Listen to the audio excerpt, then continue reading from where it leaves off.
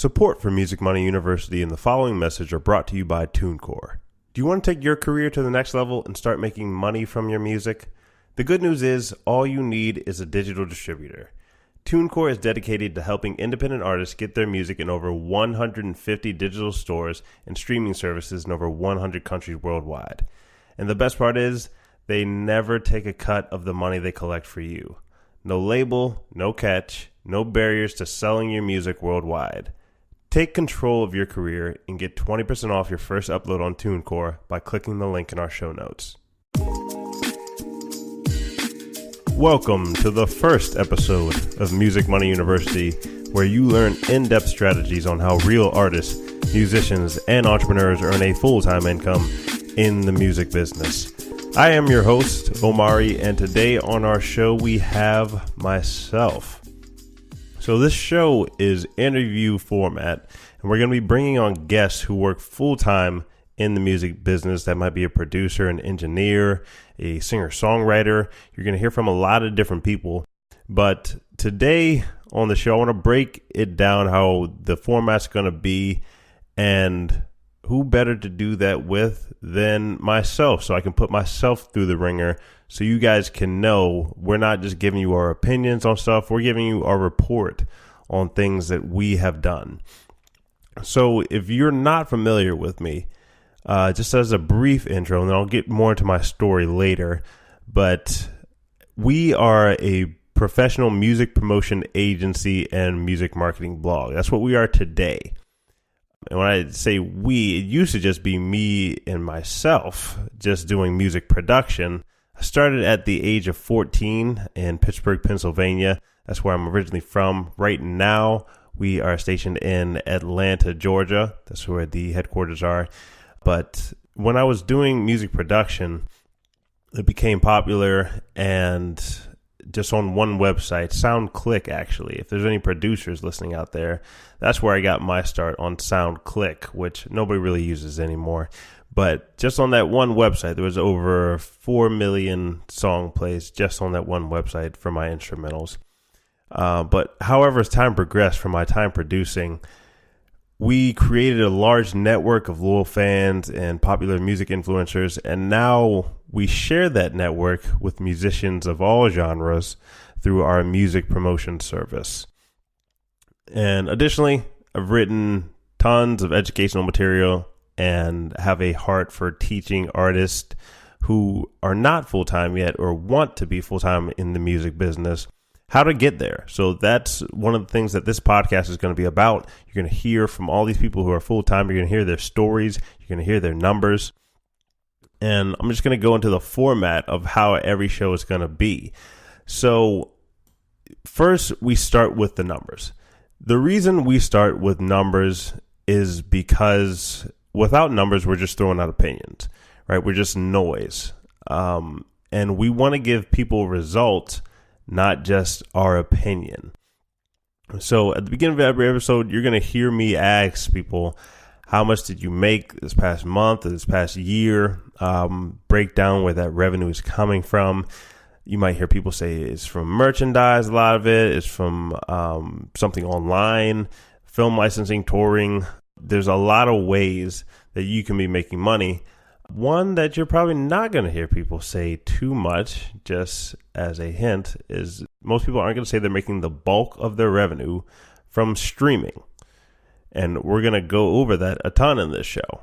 But just to give you guys our numbers, in the last 30 days from the time of this podcast, brought in about $90,000. So we're sitting right at around $88,449.30 roughly. So multiply that times 12 going forward, you'll be looking at projections of over $1 million a year for just us. That's without even projecting in this podcast or anything else we're doing. If we just keep doing what we're doing, we'd end up at about $1,061,000 and some change. But at the beginning of the year, in January, we were just doing about $21,000 a month. And in 2019 so far, we've done about $315,000. So the reason there's that disparity there is because we've done a lot of new advertising methods to get our revenue up this year. How I built this business, and we've built it, the team members that have been on in the past, was largely from SEO. If you're not familiar with SEO, that's search engine optimization. That's just ranking your stuff highly on Google, Bing, search engines, so that when people are searching for different terms surrounded around music, then we would pop up in the search results. So some of you listening to this, that's probably how you found us first.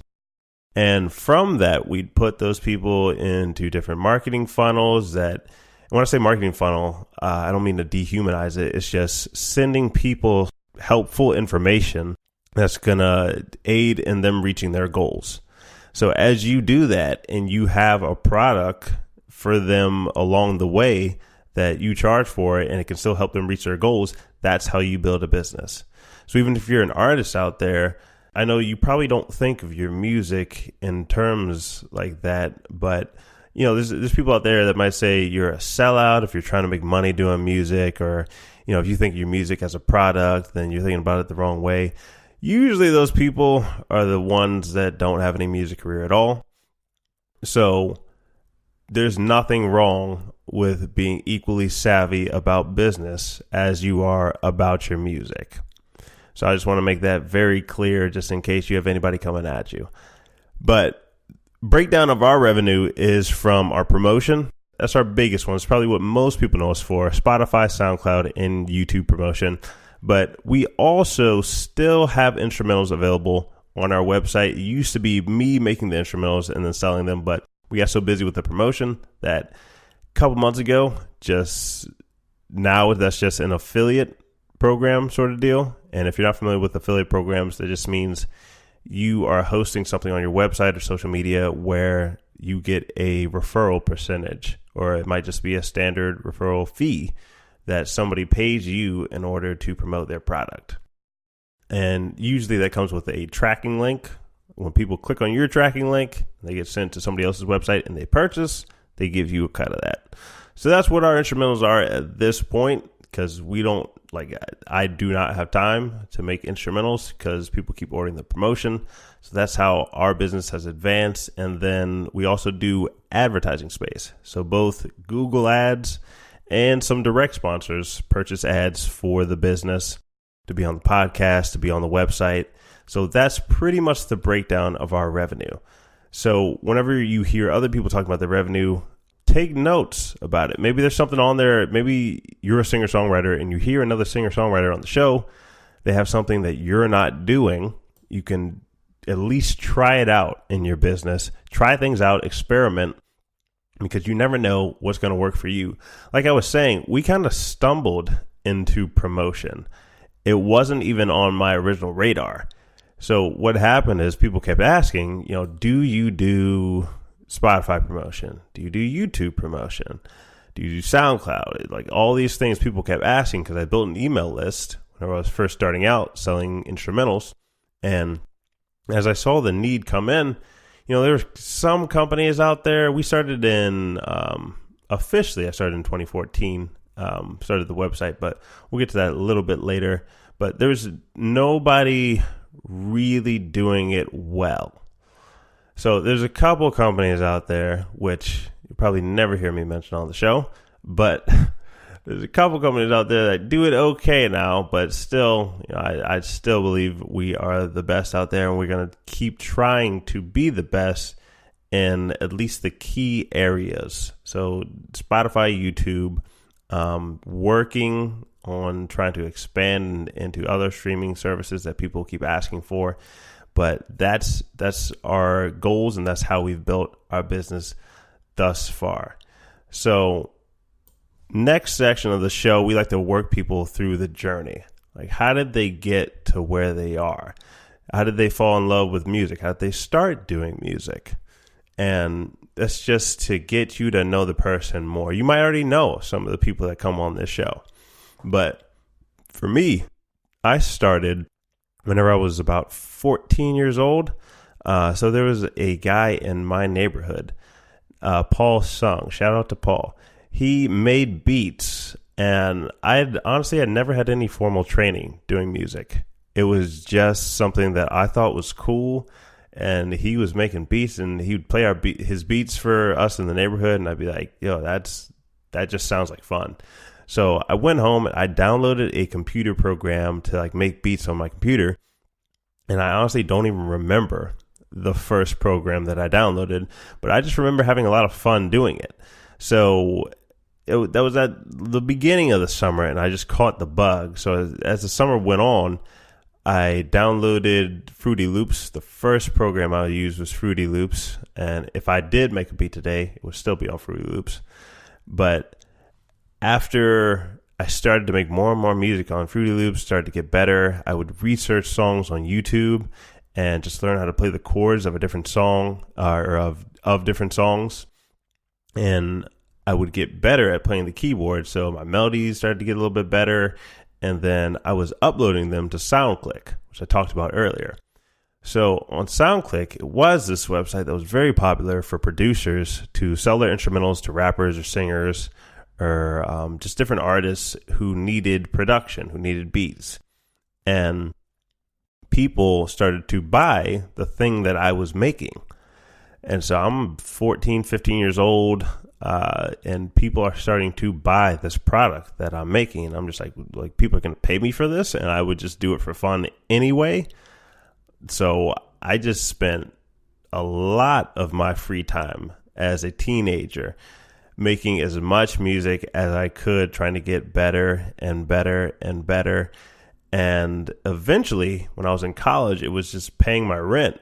Enough people would buy enough beats that I'd just pay my rent in college. I could pay some bills. And I started to see myself like, okay, this can be something, this can be a field like I see myself in.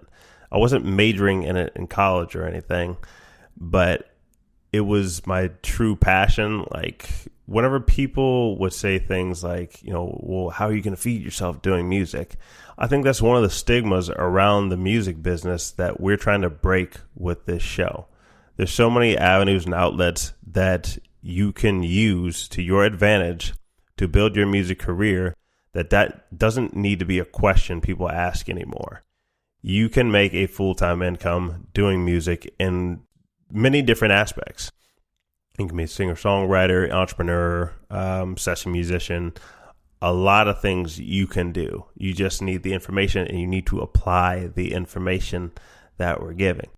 But as my story progressed, I went to New York to intern at Engine Room Audio. That's where I picked up some engineering and mastering tips and how to really listen to music to be able to pick apart songs.